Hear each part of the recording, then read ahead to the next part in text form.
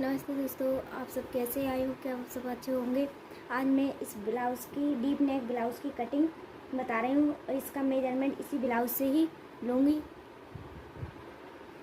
चलिए तो अब अपन कटिंग करते हैं और इसका मेजरमेंट लेते हैं। मेजरमेंट भी लेते जाएंगे और कटिंग भी करते जाएंगे साथ में ही। सबसे पहले इसे डबल फोल्ड में ही बिछाएंगे। इस तरह से डबल फोल्ड बिछाने के बाद इसकी लेंथ लेंगे। इसकी लेंथ है ये 15 इंच। तो सबसे पहले अपन एक 15 इंच पे एक निशान लगाते हैं इस तरह से। और 15 इंच पे निशान लगाने के बाद इसकी चेस्ट का मेजरमेंट लेंगे। चेस्ट का मेजरमेंट है ये 19 इंच। 19 इंच का डबल फोल्ड में ही अपन एक चेस्ट का निशान लगाएंगे 21 इंच पर, क्योंकि 19 इंच है, 2 इंच एक्स्ट्रा लेंगे। 21 इंच पे एक निशान लगाया है। 21 इंच पे निशान लगाने के बाद इसे हम सीधी लाइन से खींच लेंगे। स्केल की मदद से मैंने एक सीधी लाइन खींच ली है। अब इसके बाद अपन इसे अलग कट कर लेंगे और मैं फ्रंट और बैक दोनों एक साथ में ही कट कर रही हूँ।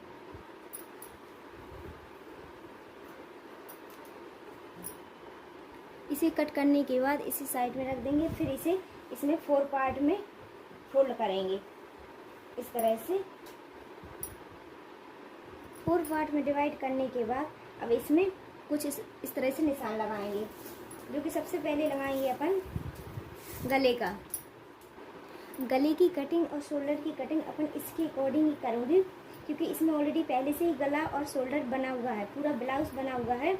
सिर्फ में अपन को कट करके और सिलना भर है, तो इसलिए जितना इसका गला है जितना शोल्डर है मैं उसी के हिसाब से ही अस्तर पे भी कटिंग करूँगी। तो इसका गला है जो कि है 3.5 इंच चौड़ा डबल फोल्ड में, और क्या बोलते शोल्डर है 3.5। ऐसे ही 3.5 इंच पे ही एक निशान लगा दूंगी और यहाँ पर भी एक 3.5 पे निशान लगाऊंगी। इसके बाद मैंने एक शोल्डर का निशान लगाने के बाद शोल्डर इस तरह से लूँगी, जो कि ये 6.5 इंच की लेंथ लूँगी। यहाँ की 6 इंच की लेंथ लेने के बाद 1 इंच की गहराई दे के गोलाई दे दूंगी। इसके बाद मैं इसे भी कट कर लूँगी।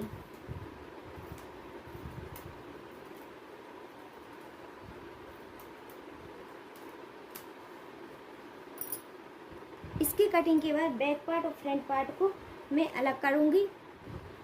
इसे इस तरह से अलग करने के बाद इस तरह से अलग करने के बाद अब मैं इसके गले की कटिंग अभी ना करके मैं स्टिचिंग में ही बताऊंगी, क्योंकि इसमें ऑलरेडी गला दिया हुआ है, तो इसलिए अभी अस्तर पे मैं गले की कटिंग नहीं कर रही हूँ। चलिए अब इसके बाद इसकी आस्तीनों की कटिंग करते हैं। आस्तीनों को भी इस तरह से डबल फोल्ड 4 पार्ट में फोल्ड करके इसकी कटिंग करेंगे। इसके बाद अपन आस्तीनों की लेंथ लेंगे। इसकी लेंथ है 9 इंच।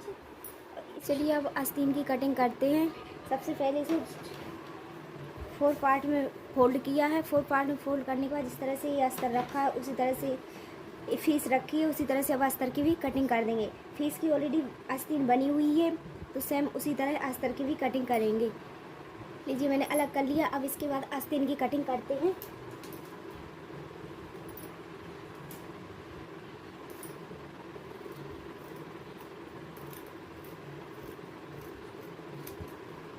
लीजिए हो गई आस्तीन की कटिंग। करने के बाद यहाँ पे कट कर देंगे और इसके बाद अपन अब स्टिचिंग करते हैं। अब मैं बैक पार्ट की भी सिलाई कर रही हूँ। इसी तरह अपन को फ्रंट पार्ट की भी सिलाई करनी है।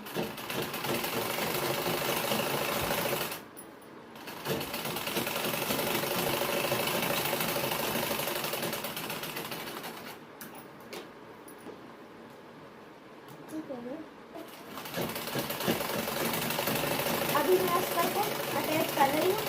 इसके बाद अब पलटाएंगे अपन इसको। जितना ये एक्स्ट्रा कपड़ा है इसे भी कट करते जाएंगे साथ में ही इस तरह से।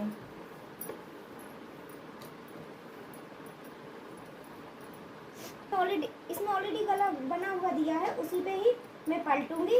इसके पास से ही सिलाई डाल रही हूँ।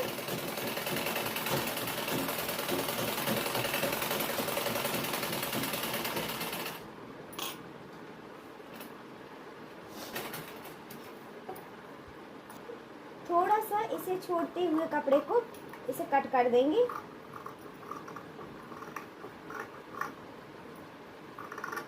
इस तरह से। तो इसमें भी थोड़ा थोड़ा छोटे छोटे से कट मार के फिर इसे पलटा देंगे। इस तरह से यहाँ से हाथ डालने के बाद इस तरह से इसे पलटा देंगे। पलटाने के बाद इसे पूरी तरह से ही सेट करेंगे। सेट करने के बाद इसमें घेर के सिलाई डाल देंगे। ये मैंने पलटा लिया। इसमें यहाँ से और यहाँ से और साइड से ही सिलाई, घेर के ही सिलाई डाल ली है मतलब। तो घेर के ही सिलाई डाल के फिर आपको बताती हूँ। ये है मैंने कंप्लीट कर लिया। इसी तरह अपन फ्रंट पार्ट को भी कंप्लीट करेंगे। अब इसमें रह गया है तीरा डालने के लिए। तीरा के लिए यहाँ पे सेंटर पॉइंट नापना है। तो सेंटर पॉइंट नापने के लिए सबसे आसान तरीका है ये है। यहाँ शोल्डर के बीच में आप पकड़िए इस तरह से। जहाँ पे आपका सेंटर पॉइंट आ रहा है वहाँ पे आप एक निशान लगा लीजिए इस तरह से तीरा का। जितना लंबा आप तीरा लेना चाहें उसी तरह ले सकते हैं। और फिर इस तरह से फोल्ड करके इसे हल्के हाथों से कर दीजिए। उस करने के बाद यहाँ पे भी देखो इस तरह से निशान आ जाएगा। तो यहाँ पे भी कर देंगे। ये दोनों तीरा हो जाएंगे बैक पार्ट के। ये है मैंने तीरा कंप्लीट कर ली है। अब इसी तरह से मैं फ्रंट पार्ट को भी कंप्लीट करूँगी। बिल्कुल सेम इसी तरह से मैंने ये मैंने कंप्लीट कर लिया है फ्रंट को भी। अब इसमें सिर्फ मैं अब जॉइंट करके और आस्तीनों को कंप्लीट करूँगी। इसको जॉइंट करने के बाद ही अब आस्तीनों की मैं इस तरह से दोनों साइड से उल्टे करके और इस साइड से सीधी करके इस तरह से जॉइंट करेंगे। और फिर वहाँ पे यहाँ पे एक सिलाई डाल देंगे। उल्टा करके ही मैं इस पर सिलाई डाल रही हूँ। इसके बाद सिलाई डालने के बाद मैं इसे भी पलट दूँगी।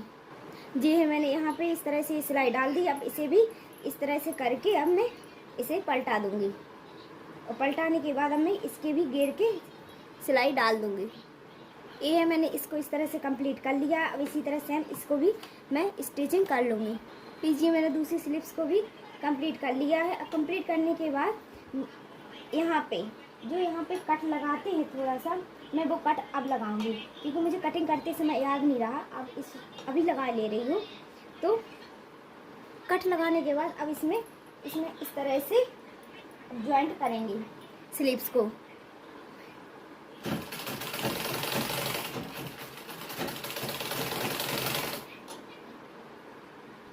ये इस तरह से जॉइंट करने के बाद अब इसमें यहाँ से पूरी सिलाई डाल देंगे। सिलाई डालने के बाद ये दूसरी स्लिप्स भी जोड़ने के बाद इसको भी यहाँ से जॉइंट कर लेंगे। इसमें साइड पट्टी साइड में ही हुक दूंगी। तो उसकी हुक पट्टी साइड में ही इस तरह से बना लूँगी। इसको अलग से कहीं से कुछ नहीं करना है। जो एक्स्ट्रा कपड़ा रहता है अपन ने जो फोल्ड करने के लिए था उसी को भी मैंने अंदर साइड से इस तरह से फोल्ड किया है। ये है, इसी तरह से मैं इस साइड को भी फोल्ड करूँगी। जैसे कि ये दिया हुआ है, इसको इस तरह से फोल्ड करने के बाद और यहाँ पे एक तो सिलाई डाल दूँगी ऐसे। तो अपनी हुक और आई की पट्टी बन जाएगी। ये है, देखिए मैंने इस तरह से हुक की और आई की पट्टी बना ली है। अब इस तरह से हुक और आई इसमें लग जाएंगे। ये अंदर की साइड ही मैंने दोनों को फोल्ड किया है। लीजिए, ये है पूरी तरह से कंप्लीट हो चुका है ब्लाउज। सिलने के बाद कुछ इस तरह से आया है।